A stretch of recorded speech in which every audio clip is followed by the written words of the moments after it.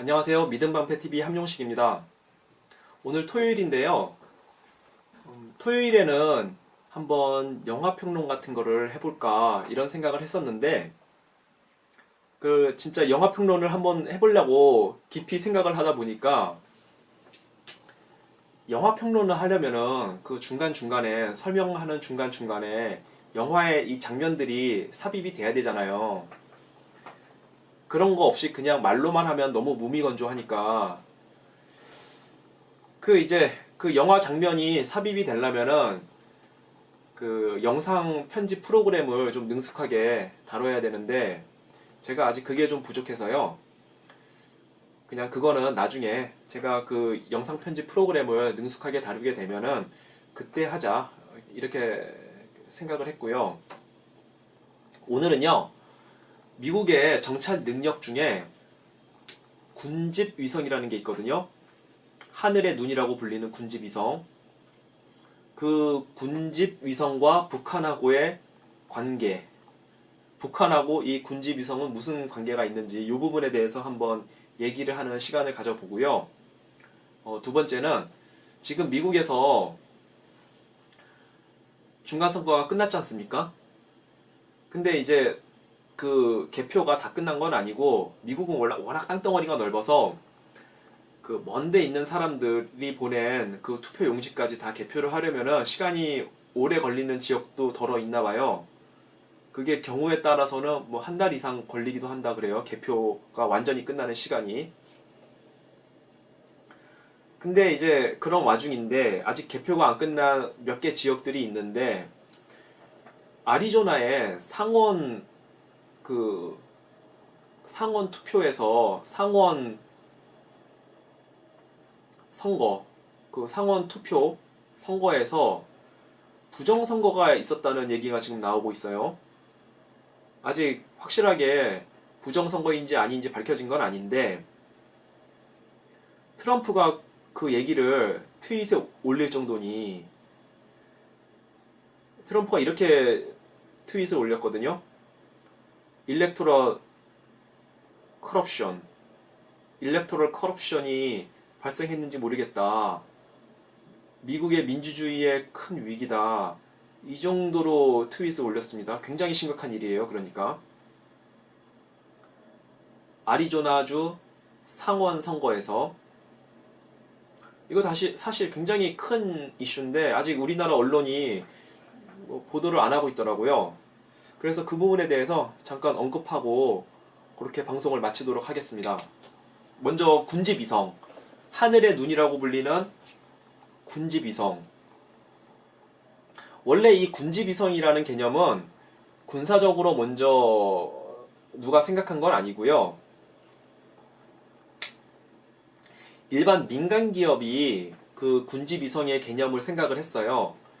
일반 뭐 정찰위성이라든가 방송위성이라든가 이런 거는 비싸요. 수천억 원에서 정찰위성 같은 경우는 뭐 1조가 넘으니까. 그러니까 일반 민간 기업이 그런 위성을 발사할 수는 없고, 근데 이제 그 민간 기업이 지구를 이렇게 전체적으로 실시간 촬영하는 그런 걸 만들고 싶었던 겁니다. 그렇게 하려면 인공위성이 굉장히 많이 필요한데 비싼 인공위성을 쏘아 올릴 수는 없잖아요. 막 수십 개 혹은 수백 개를 쏘아 올려야 되는데 그래서 생각한 게 저가의 군집 위성을 쏘아 올리자. 그러니까 기능은 좀 부족하지만 그거를 뭐 세세하게 촬영할 수 있는 그런 장비는 아니지만 대략적으로 두리뭉실하게 촬영을 할 수는 있는, 그러나 실시간으로 많이 뿌려놓고 실시간으로 촬영할 수 있는 그런 개념을 생각을 한 거죠. 그래서 생겨난 게 군집위성입니다. 근데 이거를 미 국방부에서 눈여겨보기 시작한 거예요. 이 군집위성 시스템을. 언제부터?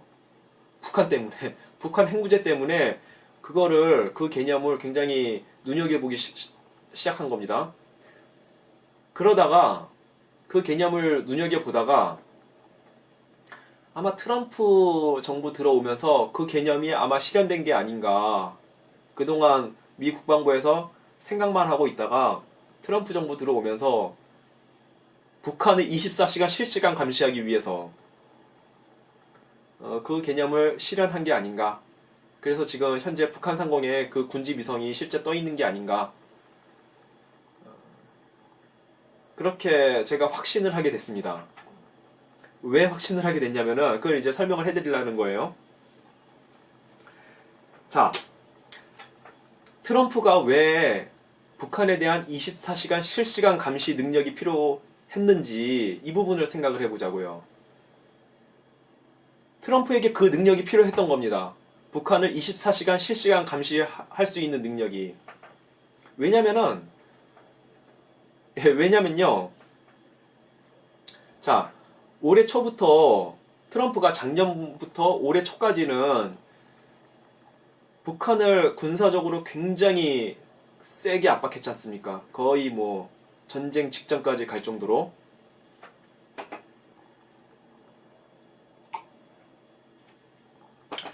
그러다가 올해 2월 초쯤에 북한 평창 동계 올림픽을 하면서 그때부터 트럼프가 김정은하고 갑자기 좀 친해지면서 대화 모드로 갑자기 바뀌었어요. 저는 그때 그런 생각을 했습니다. 트럼프가 김정은하고 급격히 친해지면서 대화 모드로 바뀐 거는 트럼프가 김정은을 정말 믿어서 그런 게 아니라, 김정은이 비핵화하리라고 믿어서 그런 게 아니다. 트럼프의 전략적 목적은 오로지 김정은이 중간선거 때까지 조용히 하게 만드는 것이다. 오로지 그것만이 목표다. 저는 그렇게 생각을 했어요. 제가 지금 시간이 지나고 보니까 결과적으로 그렇게 된 걸 보고, 트럼프의 목적은 정말 김정은이 비핵화하리라는 걸 믿어서 그렇게 했던 게 아니라 김정은을 조용히 시키게 하기 위한 거였구나. 이걸 시간이 지나고 나서 제가 깨닫게 된 게 아니고, 트럼프가 올 초부터 김정은하고 막 친해지면서 대화 모드로 바뀌면서 할 때부터 저는 이제 그렇게 짐작을 실제로 했었어요. 트럼프의 유일한 목적은 오로지 김정은으로 조용히 시키는 거다. 사고 치지 않게 하는 거다. 대신에 트럼프의 주요 공격 목표는 북한에서 중국으로 바뀌었다. 그것도 저는 올해 초부터 그렇게 짐작을 했습니다. 그래서 올 초부터 저는 트럼프가 김정은하고 급격히 친해지고 대화 모드로 돌아갈 때부터 트럼프는 중국에 대해서는 본격적인 경제 전쟁에 들어가겠구나. 그렇게 생각을 했어요. 자, 김정은으로 중간선거 때까지 조용히 시키게 하려는 요 전략적 목표,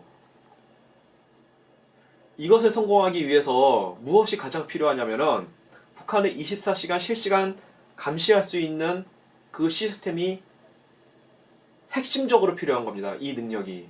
왜 그런가 하면은 김정은하고 이렇게 계속 뭐 대화 모드로 서로 친한 척 하면서 김정은을 속여 먹어야 되는데, 김정은이 이렇게 생각을 해보니까 트럼프가 말로만 뭐 잘해준다 이렇게 얘기를 하지 실제로 뭐 대북 제재를 풀어준다거나 뭐 정말 나에게 도움이 되는 행동을 안 해.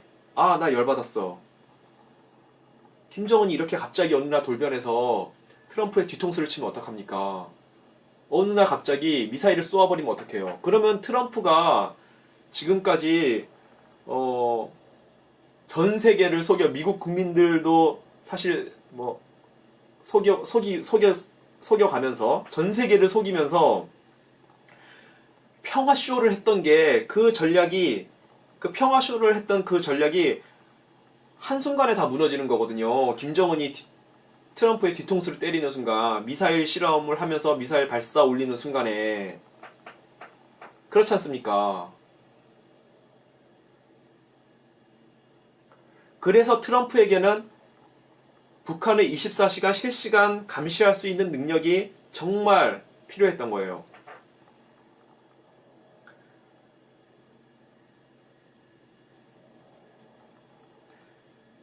그걸 바꿔 얘기하면 이렇게도 얘기할 수 있습니다.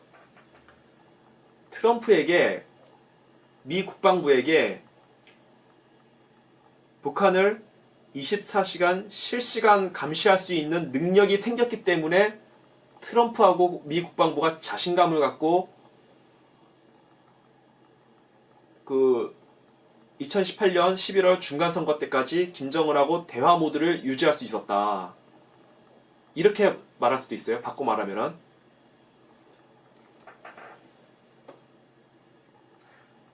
그래서 이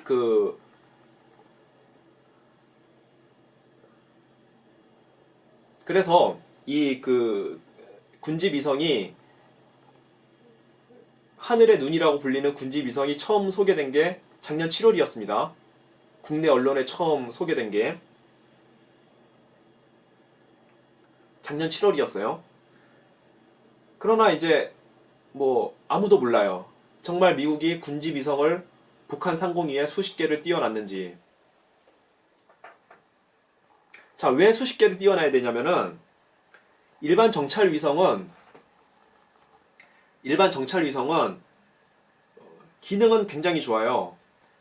가령 직경 뭐 10cm 정도의 조그마한 물체도 식별할 수 있을 정도의 능력을 갖고 있으니까, 뿐만 아니라 아마 음성도 캐치할 수 있고,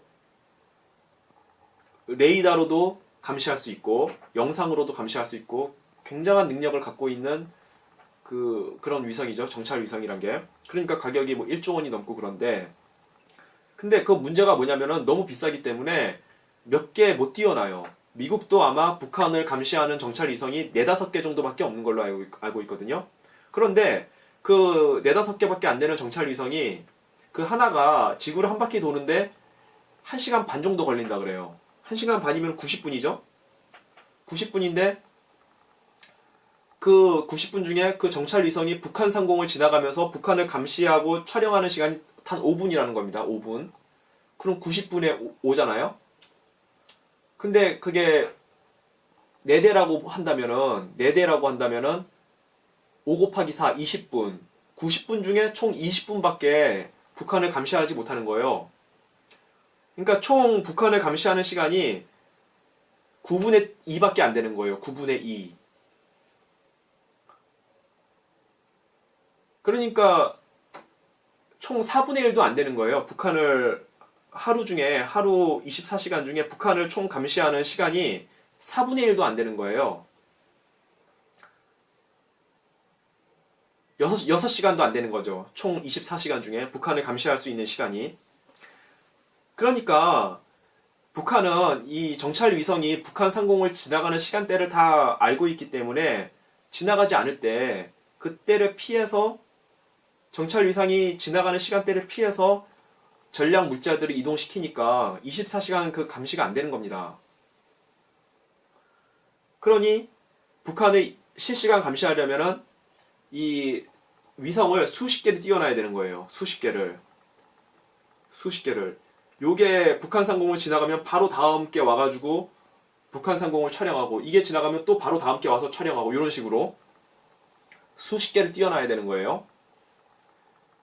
대신 이거는 가격이 싸니까 정찰 위성처럼 정밀하게 촬영은 못하고, 그러나 그 이동식 미사일 같은 뭐 몇 미터짜리 큰 자동차 이런 정도는 식별할 수 있고 촬영할 수 있는 그 정도의 능력은 갖고 있는 인공위성이라는 거예요.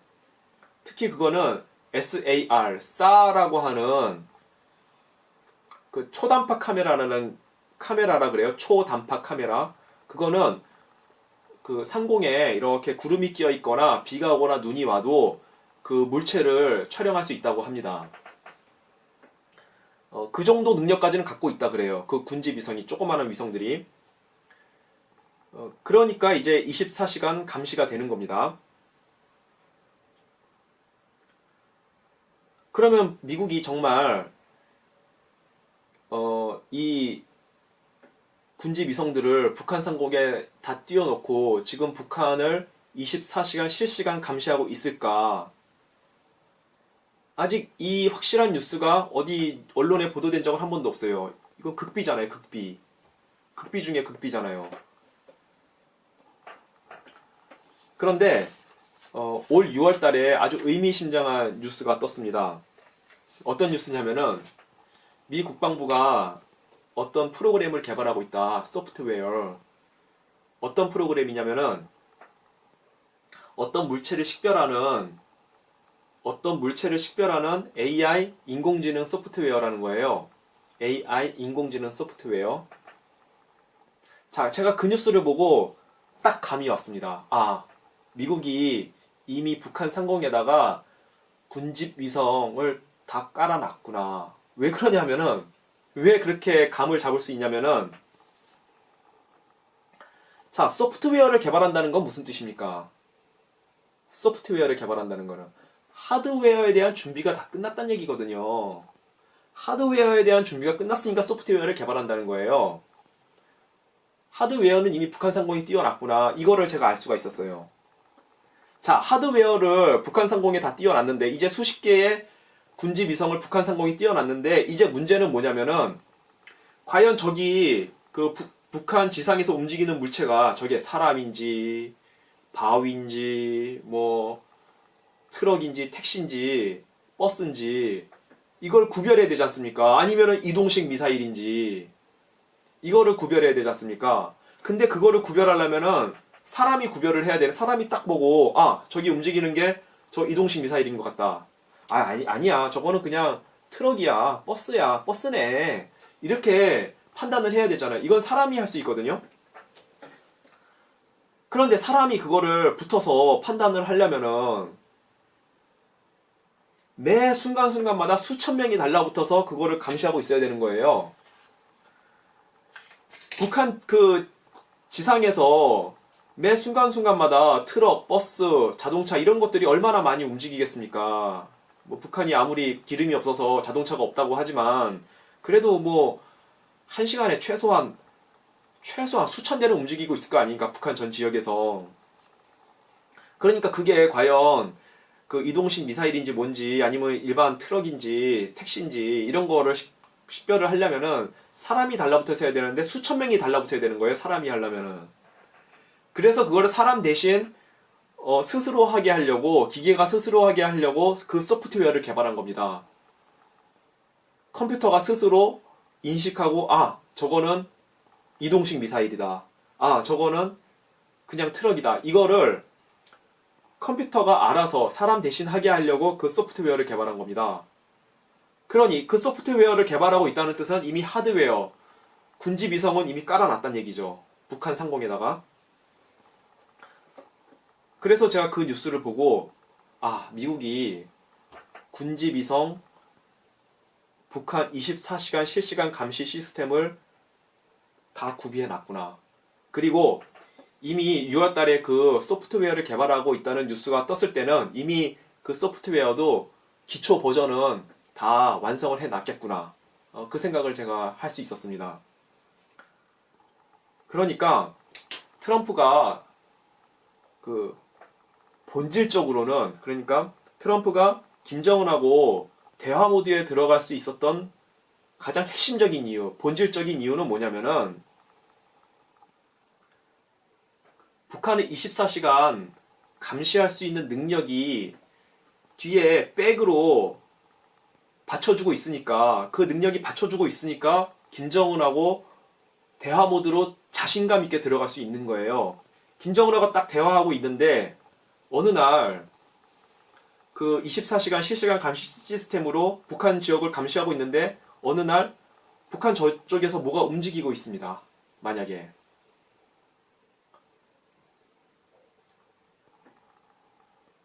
그러면은 바로 당장에 김정은한테 얘기하겠죠. 국무부를 통해서. 야, 너네 대화하고 있다고 하는데 왜 저기서 뭐가 움직이냐. 바로 지적할 수 있지 않습니까? 김정은한테. 너 대화하려는 생각 맞아? 저거 뭐야? 이렇게 바로 지적할 수 있죠. 그래서 올해 이렇게 지나왔던 상황들을 보면은 분명히 북한하고는 대화 모드로 계속 진행해 왔는데도 불구하고 실제적으로 정찰 장비들은 끊임없이 이 동북아에 수시로 이 정찰 자산들이 왔다 갔다 했거든요. 특히 일본에 굉장히 많이 왔다 갔다 했습니다. 미국의 그 정찰 비행기들이. 그러니까 그 군지 위성이 확인한 그 뭔가 군지 위성이 뭔가 이동식 미사일이 움직이고 있다는 것을 확인하면은 그거를 정확하게 저게 정말 이동식 미사일인지 확인하기 위해 그거를 정확하게 촬영할 수 있는 그 정찰 비행기들을 움직여 왔던 거예요, 미국이. 그래서 그게 정말 그 이동식 미사일인 게 밝혀지면은 김정은한테 얘기했겠죠, 트럼프가. 야, 너 나하고 대화하고 있다면서. 너 이제 핵실험이나 미사일 실험 안 한다면서. 근데 왜 저거 움직이고 있어? 이렇게 할 수 있는 겁니다, 트럼프가. 이렇게 할 수 있는 거예요.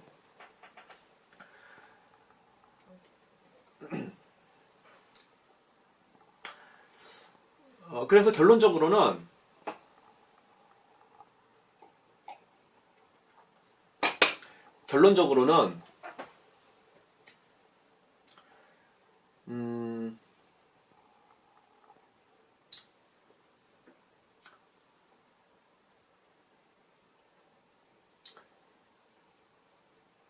만약에 결론적으로는 제가 무슨 얘기를 하고 싶냐면요.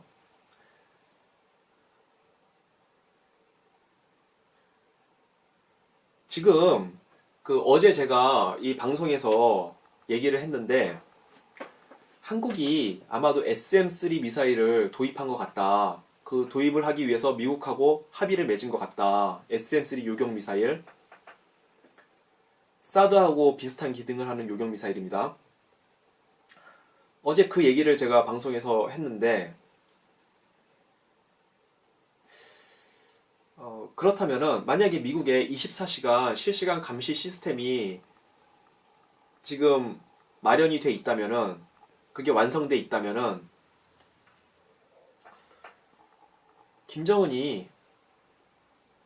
가령 김정은이 남침을 한다고 했을 때 김정은이 위기에 몰리고 몰려서 결국에 남침을 일으킨다고 했을 때 그때에도 우리가 그러면은 김정은이 남침을 일으키면은 김정은이 가령 예를 들어서 남침을 일으켜서 서울을 딱 먹었다고 생각을 해보세요. 서울을 점령했다고 생각을 해보세요. 김정은이 서울을 점령하고 한국이 그거에 대해서 반격을 하려고 하면은 한국이나 이제 한미연합군이 반격을 하려면은 김정은이 어떻게 하겠습니까? 핵미사일로 위협할 거 아닙니까? 너네 다 죽을래? 너네 군대 조금이라도 움직이면은 반격할 낌새가 조금이라도 보이면은 너네 핵탄도 얻어맞을 줄 알아. 이렇게 나올 거 아닙니까? 그런데 만약에 미국이 북한 상공에다가 24시간 실시간 감시 시스템을 마련해 놓은 게 정말 맞다면은 이 시스템이 거의 완벽하다면은 설령 김정은이 남침을 해서 서울을 먹게 되는 일이 발생한다 할지라도 물론 피는 흘리겠죠. 막대한 희생은 발생하겠지만 우리가 반격할 수 있는 여지는 있다. 반격할 수 있다. 김정은이 남침을 해서 서울을 먹는다 할지라도 그런 결론에 도달하는 겁니다. 그런 결론에.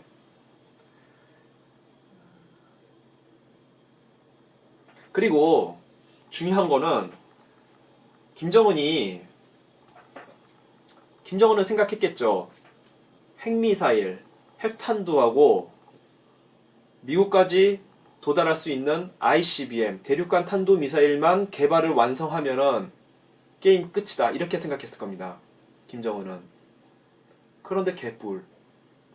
게임이 끝나긴 개뿔 끝납니까? 김정은이 지금 사실상 다 개발 완료했잖아요. ICBM하고 핵탄두하고 거의 개발 완료한 겁니다. 그런데 더 힘들어지고 있어요. 김정은 입장에서는.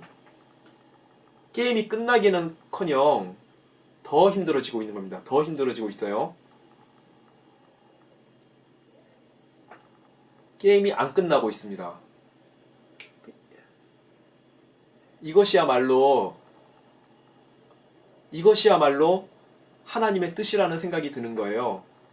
인간이 정말 가진 머리를 써서 꼼수를 부리려고 하는데 그게 들어먹지가 않는 겁니다.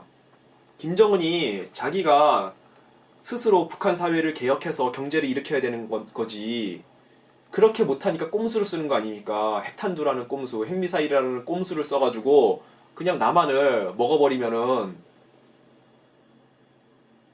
북한이 공짜로 잘 먹고 잘 살 수 있게 될 것 같으니까 그런 꼼수를 쓰는데, 핵미사일만 완성이 되면은 자기가 살아남을 수 있을 것 같은, 권력을 유지할 수 있을 것 같은 그런 생각을 했지만 그게 그 전략이 들어먹지가 않는 거예요. 김정은이 생각도 못했던 24시간 감시 시스템이 나오고, 이젠 또 뭐까지 나왔냐면은, 미국이 뭐까지 생각을 하고 있냐면은, 그것도 다음 시간에 제가 말씀드리겠습니다만은,